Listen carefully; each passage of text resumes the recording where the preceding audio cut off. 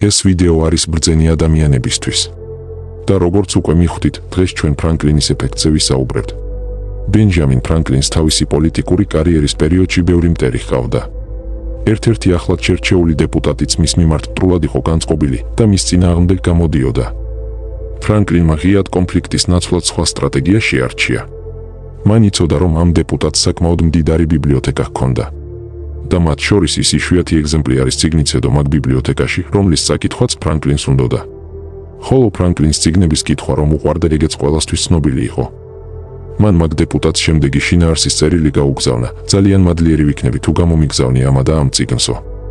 დეპუტატმაც თავისთავად გაუგზავნა.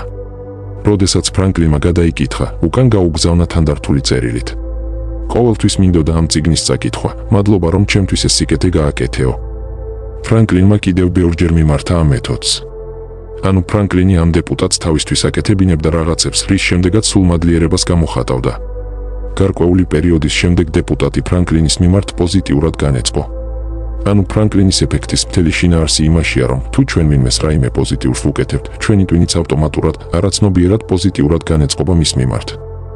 ეგ ყველაფერი მარტივი და გასაგებია, თუმცა ამ ლექციაში არა ზედაპირულად, არამედ სიღრმისეულად უნდა გავაანალიზოთ ეგ მოვლენა.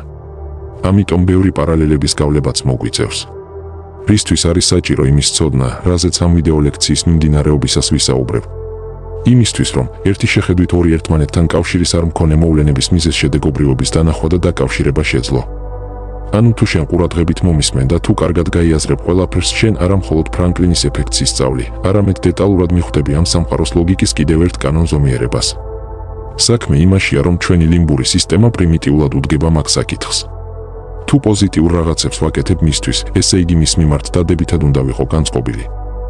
აბა შტერი ხომ არ ვარ, რომ ნეგატიურად ვიყო განწყობილი და პოზიტიური რაღაცები ვაკეთო.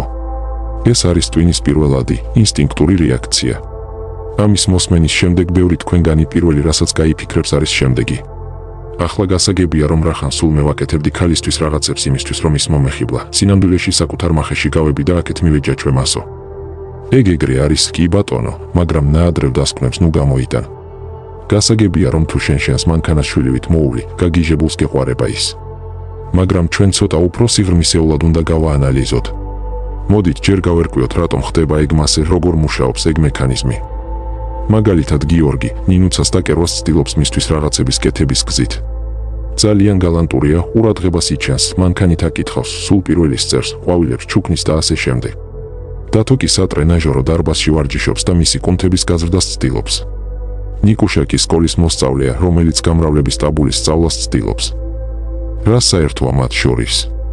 როგორც უკვე ვთქვი, ერთი შეხედვით შეიძლება მოგეჩვენოთ, რომ არაფერი არ აკავშირებთ, მაგრამ მანდ არის ერთი საკვანძო რამ და ეგ არის ყველასთვის ცნობილი თვითშენარჩუნების ინსტინქტი, რაც სამივეს გააჩნია. თვითშენარჩუნების ინსტინქტი კი ენერგიის ეკონომიაზე არის პასუხისმგებელი. ჩვენი ენერგიის წყარო კი არის საკვები, ანუ მიღებული კილოკალორიების რაოდენობა. და გასაგებია, რომ დღეს და ახლა კალორიების პროფიციტი გვაქვს და იმდენის ჭამა შეგვიძლია, რომ მეტი არ შეიძლება. მაგრამ ჩვენი ლიმბური სისტემა ჯერ კიდევ იქ, სადღაც ქვის ხანაშია ჩარჩენილი და ამ ახალ გარემოზე არ არის ადაპტირებული. ადრე კი საკვები რთულად იშოვებოდა. სადღაც უნდა წასულიყავი, უნდა გაგერისკა, უნდა მოგეთმინა, უნდა მოგენადირებინა, რათა მიგეღო ენერგია. ჩვენმა გენეტიკურმა წინაპრებმა საკმაოდ დიდი ხანი იცხოვრეს ენერგიის დეფიციტში. ზუსტად ამიტომ ჩვენი ლიმბური სისტემა, ჩვენი თვითშენარჩუნების ინსტინქტი, რაც შეიძლება მეტის ჭამაზე და რაც შეიძლება ნაკლების დახარჯვაზე არის ადაპტირებული. ანუ ჯერ კიდევ მაგ წარსულშია ჩარჩენილი. და როდესაც ნიკუშას ეუბნები გამრავლების ტაბულა ისწავლეო, შენ ეუბნები მას ენერგია დახარჯეო. იმიტომ რომ ნეოკორტექსი, ანუ ტვინის ის ნაწილი, რაც აზროვნებაზე არის პასუხისმგებელი, როდესაც ირთვება, მთელი სხეულის ენერგიის 1/4-ს ხარჯავს. აქედან უცებ შეგვიძლია იმ შუალედური დასკვნას გამოტანაც, თუ რატომ ეზარება ადამიანთა დიდ ნაწილს აზროვნება და რატომ გამოაქვთ ყველაფრიდან ზედაპირული დასკვნები. ზუსტად იგივენაირად ეზარება ნიკუშასაც და თამაში ურჩევნია. იმიტომ რომ მოტორიკა ბევრად ნაკლებ ენერგიას ხარჯავს. აქ ჩნდება შემდეგი კითხვა. დარბაზში ხომ სხეულს ავარჯიშებ და თუ სხეული ბევრად ნაკლებ ენერგიას ხარჯავს, მაშინ რატომ გვეზარება ვარჯიშიო? ყველას გექნებათ შემჩნეული, რომ ვიღაცები წლებია ვარჯიშობენ და მიზერული შედეგი აქვთ, ხოლო ვიღაც ერთეულები კი იგივე დროში ძალიან მაგარ შედეგს დებენ. საქმე იმაშია, რომ ჯდომა, სიარული, თამაში, გართობა მიზერულ ენერგიას ხარჯავს. ხოლო მძიმე წონების აწევა კი ერთიანად ბევრ კონცენტრირებულ ენერგიას მოითხოვს. როდესაც მძიმე წონებით დაუნდობლად ვარჯიშობ, მაგით კუნთებს აზიანებ. ზუსტად ამიტომ ადამიანთა დიდი ნაწილი ინსტინქტურად ვარჯიშის დროსაც მინიმალურ ძალისხმევას დებს, რომ არ დაზიანდეს მისი კუნთები. მისი თვითშენარჩუნების ინსტინქტი ატყუებს მას, რომ შეაჩეროს. კუნთი კი თუ არ დაზიანდა, ვერ გაიზრდება.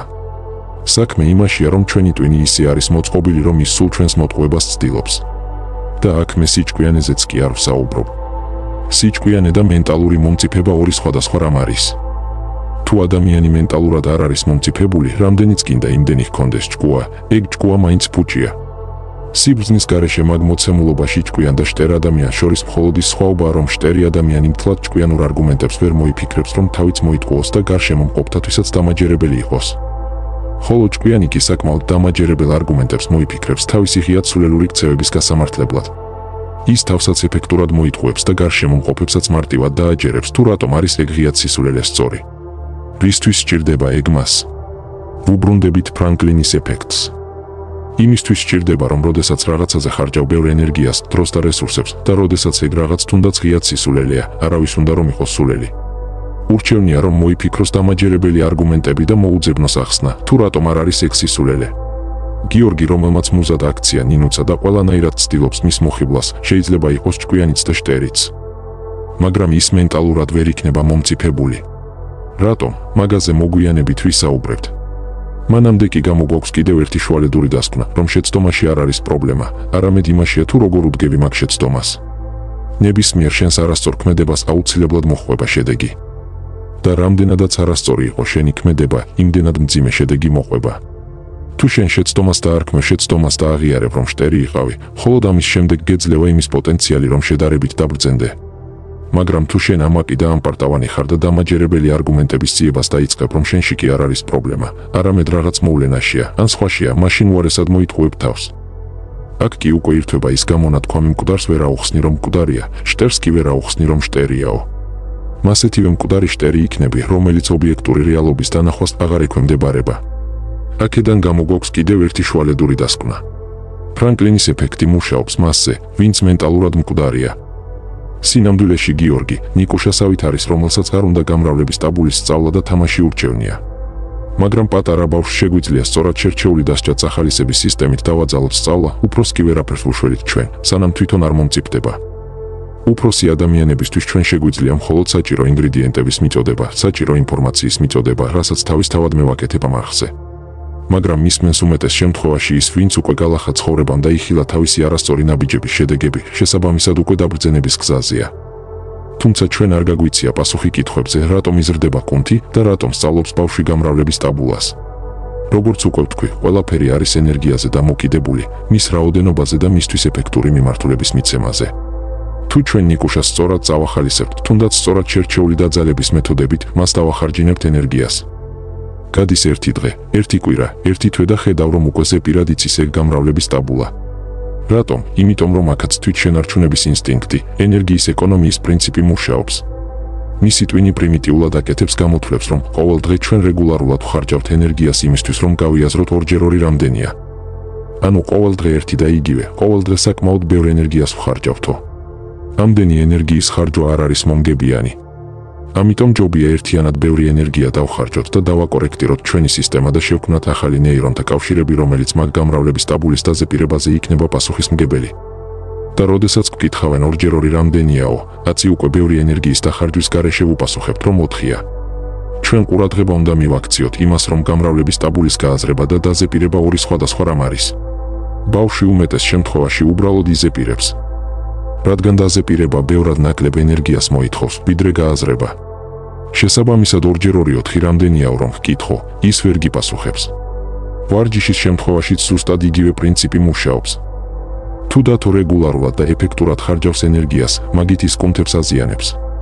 მაგ კუნთების აღდგენა კი საკმაოდ ბევრ რესურსს და ენერგიას მოითხოვს.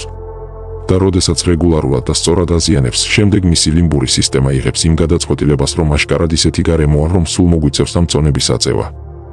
ამიტომ მოდი ერთიანად ბევრი ენერგია დავხარჯოთ, გავზარდოთ კუნთები და შემდეგ უკვე მარტივად ავწევთ მაგ წონებს. აცი აღარც დავზიანდებით და არც ბევრი ენერგიის ხარჯვა მოგვიწევს იმისთვის, რომ ეგ წონა ავწიოთო. და შედეგიც სახეზეა ხოლმე. ადრე დათო 60 კილოს ძლივს წევდა, დღეს კი 100 კილოთი უპრობლემოდ ვარჯიშობს. მთელი შინაარსი იმაშია, რომ ჩვენი ლიმბური სისტემა ბევრ ენერგიას ხარჯავს მხოლოდ მაშინ, როდესაც უშუალოდ მაგავე ენერგიის ეკონომიისთვის არის ეგ მომგებიანი. ანუ იმისთვის, რომ მომავალში ნაკლები ენერგია დახარჯოს. მე მგონი აქამდე ყველაფერი გასაგებია. მაგრამ ეს ჯერ გახურება იყო. ეს ყველაფერი იმისთვის მოვყევი, რომ ბევრად მარტივად გაიაზრო ის, რაზეც ცოტა ხანში ვისაუბრებ. რადგან ბოდიბილდერი დათოს და სკოლის მოსწავლე ნიკუშას შემთხვევაში საქმე ბევრად მარტივად დგას, ვიდრე გალანტური გიორგის შემთხვევაში. გიორგის ბევრად რთულად აქვს საქმე, რადგან მის შემთხვევაში ბევრად რთული მექანიზმი მუშაობს, რომელიც უბინდავს გონებას. თვითშენარჩუნების ინსტინქტთან ერთად გამრავლების ინსტინქტიც პირდაპირ არის ჩართული მაგ პროცესში. დეპუტატს არ უნდოდა ფრანკლინთან გამრავლება, არც დათოს უნდა შტანგის საწოლში შეთრევა. ნიკუშას კი თამაშის გარდა არაფერი აინტერესებს. და კი, ჩვენ შეგვიძლია რომ მაინც გამრავლების ინსტინქტთან დავაკავშიროთ ყველა ეგ მოვლენა, თუმცა ეგ არ იქნება პირდაპირი გზით. გასაგებია რომ ბევრ თქვენგანს პირველი რა არგუმენტიც მოუვიდა თავში არის დათოც იმიტომ ვარჯიშობს რომ ვიღაც ქალები მოხიბლოს თავისი სხეულითო.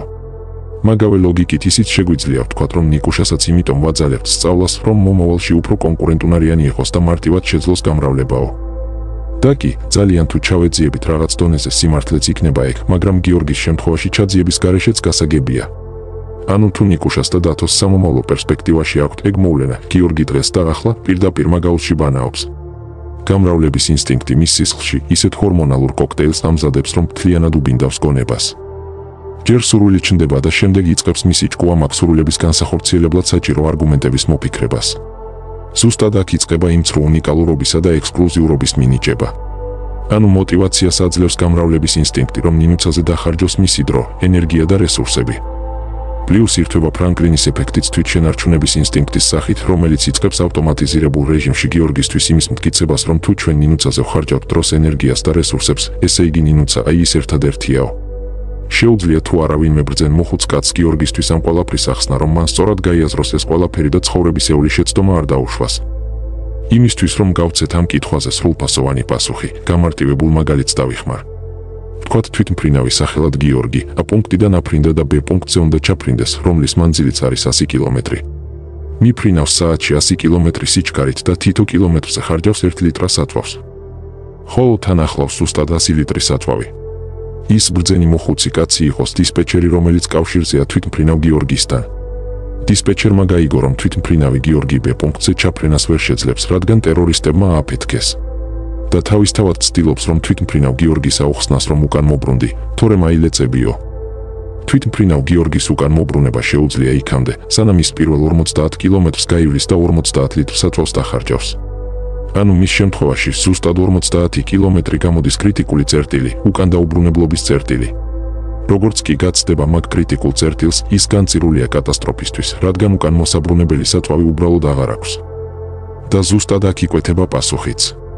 იმ ვიღაც ბრძენ მოხუც კაცს გიორგი მოусმენს ან კრიტიკულ წერტილამდე, ან კატასტროფის შემდეგ. და საქმე იმაში კი არ არის, რომ გიორგი მის ყველაფერი, რაც ამ ლექციის დასაწყისში აღწერე, არ უნდა აკეთოს ნინუცასთვის. არამედ მიზეზს და მოტივს აქვს მნიშვნელობა და ეგ არის საკვანძო. რატომ და რისთვის აკეთებ, ეს არის მნიშვნელოვანი. ამ ყველაფრის კარგად გააზრების შემდეგ შეიძლება გაჩნდეს კითხვა, რაღა დეპუტატი ვიყო, მოდი ბენჯამინ ფრანკლინი ვიქნებიო. ეგ ეფექტი ხომ პირიქითაც ზუსტად მასევე მუშაობს. ანუ გიორგიმ კი არ აკეთოს ნინუცასთვის, არამედ პირიქით ნინუცას აკეთებინოს თავისთვის. ჯერ მიზერული თხოვნებით დაიწყოს, შემდეგ კი ნელ-ნელა გაზარდოს. და როდესაც ნინუცა იზამს, გიორგიმ სულ მადლიერება გამოხატოს ხოლმე. კი ბატონო, იგივენაირად იმუშავებს. მაგრამ აქ უკვე შემოდის მენტალური მომწიფებისა და სიბრძნის კონცეფცია, რომელიც უკვე არაერთხელ ვახსენეთ. როდესაც გიორგი რეალურად მომწიფდება, ის უკვე აზრის ძიებას იწყებს, უკვე სწორი კითხვების დასმას იწყებს. ვთქვათ დღეს და ახლა მივიჯაჭვე ნინუცა, მერე რა ხდება? არხზე ბევრჯერ მაქვს უკვე განხილული, რომ მიჯაჭვულობა არის ჰორმონალური პროფილის აწევა, ფსონის აწევა. ისიც ვიცით უკვე, რომ ორგანიზმი მიისწრაფის ჰორმონალური ჰომეოსტაზისკენ, ბალანსისკენ. გარკვეული დროის შემდეგ დოფამინის მიმართ მგრძნობელობა ქვეითდება და იწყება ჩავარდნა. და როდესაც ეგ ეიფორია გაგივლით, შემდეგ იწყება გაუფასურების პროცესი. მაგ ყველაფერს კი ბონუსად მოჰყვება დეპრესია, აპათია, გაღიზიანება და ასე შემდეგ.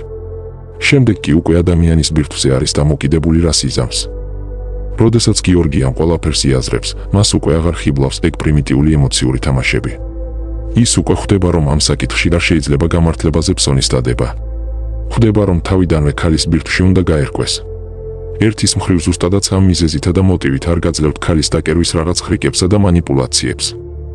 არამედ ვცდილობ რომ შინაარსში გაგარკვიოთ რომ მომწიფდეთ. მეორეს მხრივ კი ზუსტადაც მაგ მომწიფებული გიორგიებისთვის მაქვს ფასიანი ვიდეოკურსები. ყველაფერი ქალების შესახებ და ოჯახისთვის გამოსადეგი ქალი. ამ ორი ვიდეოკურსის კომბინაცია მთლიანად ჩამოგიხსნის ყველა ქალის ნიღაბს და დაგეხმარება ბირთვის დანახვაში. ხოლო იმ გიორგიებისთვის კი, რომლებმაც უკვე მოასწრეს B პუნქტზე კატასტროფულად ჩაფრენა, ყველაფერი ქალების შესახებ და ურთიერთობის მმართველი. ყველა მომწიფებული გიორგისთვის გასაგებია რომ ჩვენ აქ ჰაერს არ ვკოცნით და უშუალოდ საქმეზე ვსაუბრობთ. ვიდეოკურსების კატალოგის ბმული ტრადიციულად აღწერაში და პირველ კომენტარშია. ვისაც დონაციის მეშვეობით უნდა არხის მხარდაჭერა და მადლიერების გამოხატვა, მაგის ბმულსაც ჩავამატებ სიაში. მე კი დროებით და გემშვიდობებით.